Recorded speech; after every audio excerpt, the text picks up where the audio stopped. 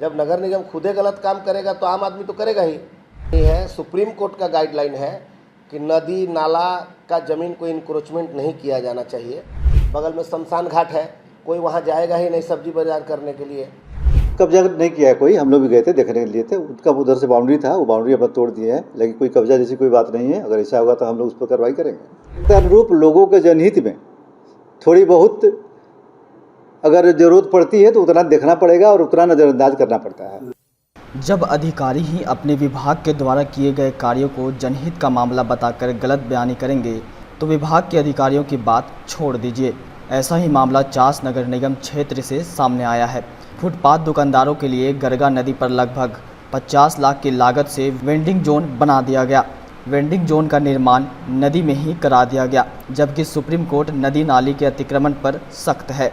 Vending zone बनाने के बाद कोई सब्जी दुकानदार यहां आने की इच्छा नहीं जता रहा। ऐसे में सरकार के लाखों रुपए बर्बाद हो रहे हैं। अब बने वेंडिंग जोन को कब्जा भी लिया गया है। सामने के रास्ते को बंद कर बगल में अपने सुविधा के मुताबिक उसे खोल दिया गया है, लेकिन निगम के अधिकारियों का यह अतिक्रमण दिखाई नहीं दे रहा। चास नगर निगम के अपर नगर आयुक्त अनिल सिंह नदी के निर्माण की बात स्वीकारते हैं, लेकिन उनका कहना है कि कोई अस्थायी संरचना नहीं खड़ी की गई, सिर्फ शेड बनाया गया है। वह यह भी कहते हैं कि जनहित में थोड़ी सी आंख बंद करना पड़ता है। हद तो तब हो गई जब उन्होंने हरिद्वार के नदी किनारे बने इंफ्रास्ट्रक्चर की तुलना अपने कार्य से कर डाली। कब्जा नहीं किया है कोई, हम लोग भी गए थे देखने के लिए थे, उनका उधर से बाउंड्री था, वो बाउंड्री अब तोड़ दिए हैं, लेकिन कोई कब्जा जैसी कोई बात नहीं है। अगर ऐसा होगा तो हम लोग उस पर कार्रवाई करेंगे। नदी में तो नहीं है, हालांकि नदी के बगल में ही है, आपका कहना ठीक है, लेकिन वो नदी को उससे किसी भी तरह का प्रभावित नहीं हो रहा है। अगर नदी में पानी भी आता है तो आप देखेंगे कि काफ़ी बाहर ऊंचाई पर बना हुआ है, पानी आएगा 1 घंटा में 2 घंटा में पानी चला जाएगा।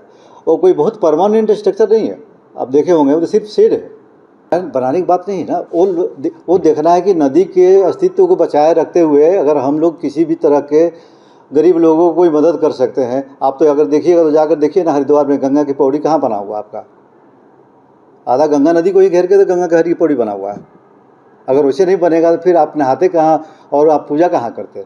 लेकिन आवश्यकता अनुरूप, मैं ये नहीं कह रहा हूँ कि नदी को घेर देंगे या ऐसा करेंगे, आवश्यकता अनुरूप लोगों के जनहित में थोड़ी बहुत अगर ज़रूरत पड़ती है तो उतना देखना पड़ेगा और उतना नज़रअंदाज करना पड़ता है। वहीं चास के निवर्तमान मेयर भोलू पासवान ने इस निर्माण के औचित्य पर सवाल खड़ा किया। कहा कि वेंडिंग जोन बनाने से पहले वेंडिंग कमेटी से राय नहीं ली गई। उन्होंने कहा कि जब खुद नगर निगम नदी का अतिक्रमण करने का काम कर रहा है तो दूसरों को अतिक्रमण करने से कैसे रोक पाएगा। निवर्तमान मेयर ने निर्माण कार्य में खर्च की गई लगभग 50 लाख की राशि पर भी सवाल उठाया।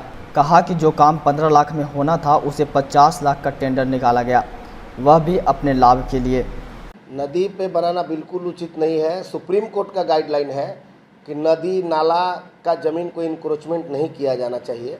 और दुर्भाग्य है ऐसे नगर आयुक्त का कि 50 लाख रुपया का योजना का एक शेड, जो कि शेड का निर्माण हमको लगता है कि मुश्किल से 15 लाख रुपया का काम होगा वो, लेकिन 50 लाख रुपया का शेड गरगा नदी किनारे बनाए हैं, जो कि नगर निगम को इंक्रोचमेंट से रोकना है। नगर निगम को रोकना है, लेकिन नगर निगम खुद अपने से इंक्रोचमेंट का बढ़ावा दे रहे हैं। उस योजना से लग रहा है कि जब नगर निगम खुदे गलत काम करेगा तो आम आदमी तो करेगा ही, उसको कब्जा भी कर लिया देख रहे हैं, और उसके बाद उसका कोई यूज नहीं है। सबसे पहले टाउन वेंडिंग कमेटी का जो फुटपाथ दुकानदार है वो कभी वहाँ जाने के लिए तैयार ही नहीं है। बगल में शमशान घाट है, कोई वहाँ जाएगा ही नहीं सब्जी बाजार करने के लिए, क्योंकि आप समझ लीजिए कि जहाँ शमशान घाट है बगल में लास्ट डेड बॉडी जलता है, वहाँ पर कोई सब्जी खरीदने जाएगा। अपने मन से बिना फुटपाथ दुकानदार का सहमति लिए हुआ अपने मन से ही 50 लाख रुपया की योजना गरगा नदी का इंक्रोचमेंट किए हैं। 100% सरकारी राशि का दुरुपयोग है।